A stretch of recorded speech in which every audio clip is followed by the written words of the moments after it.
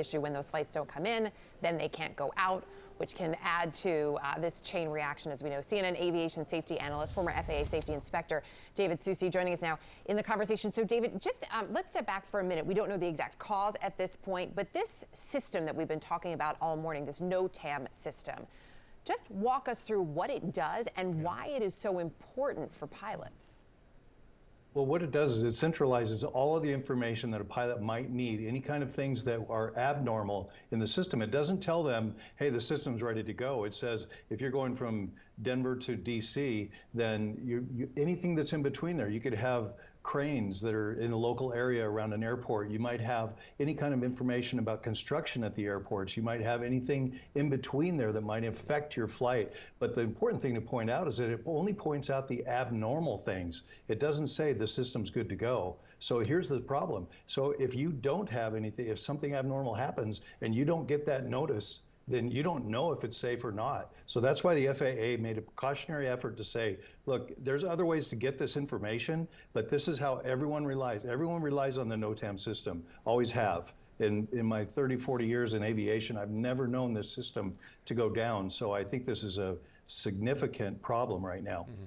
So to that point, David, what vulnerabilities in this system could this expose? And again, we're early, they haven't figured out what brought it down, but the idea that a system like this could bring basically the whole air transportation system down and very quickly, listen, that's worrisome. Yeah, it's very worrisome, and even more so worrisome, Jim, to me, is I just went on to check my NOTAMs, because we use these for pilots with all the way up and down the road. I mean, even drone pilots use this NOTAM system to see what's going on in any particular operational area. So here's what bothers me. The FAA says, yeah, it's okay, go ahead and fly. However, when I go to the NOTAM search and look at it right now, it says, due to system processing delays, recently entered NOTAMs may not be displayed. And then it has you confirm that you read it. It says, yeah, I read this. I know that. So what it's done is shifted the responsibility now over to the pilots and the dispatchers. So we're going to continue to see delays because they're going to now have to check every airport, every route, 25 miles both left and right on that route to see if there's anything that might affect that flight. Yeah. So there's going to be continued delays.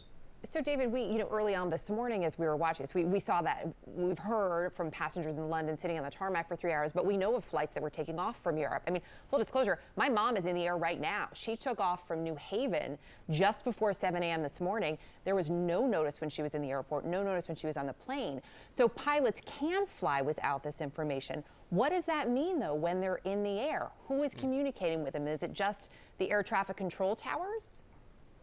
Yeah, your mom is safe, first of all. Let's say that, because when the pilots take off, what they can do, rather than rely on the NOTAMs, which is a centralized database for anything that's abnormal, they can also do their own checks. They can reach out to the airports, look at the individual airports to see what's going on at the receiving airport or any alternate airports that they might have selected. And they can also do some en route information as well, but it's very time consuming. So once they do that, the big shift here is the fact that the pilot themselves and the dispatcher are taking on that responsibility to make sure that there's no abnormal situations. So the chances are that with your mom, and I'm 100% certain of this, that the pilots would not have taken off if they weren't sure that it was safe to do so.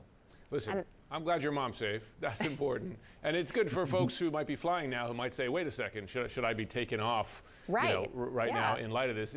David, there's a lot of talk with a lot of these systems, legacy systems that can do air traffic control, et cetera. Some of them are old. Some of them, aren't quite up to date. I mean, does this expose that this system as well needs an upgrade, modernization? Most definitely, Jim. This system is immeasurably complex.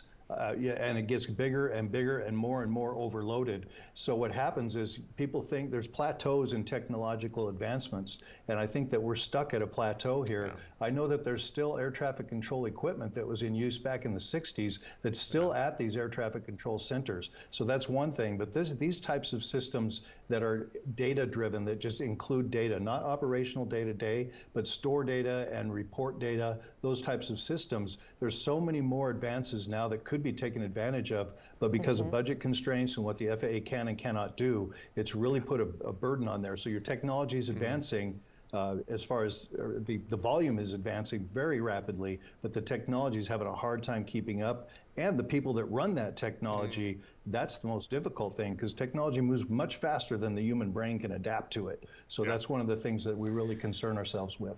Yeah. A lot of reminders of these systems and how kind of fragile they are right this, and you had the Southwest meltdown over the holidays, and a lot of folks traveling pay the price. Well, I'm glad Erica's mom is safe. That's important.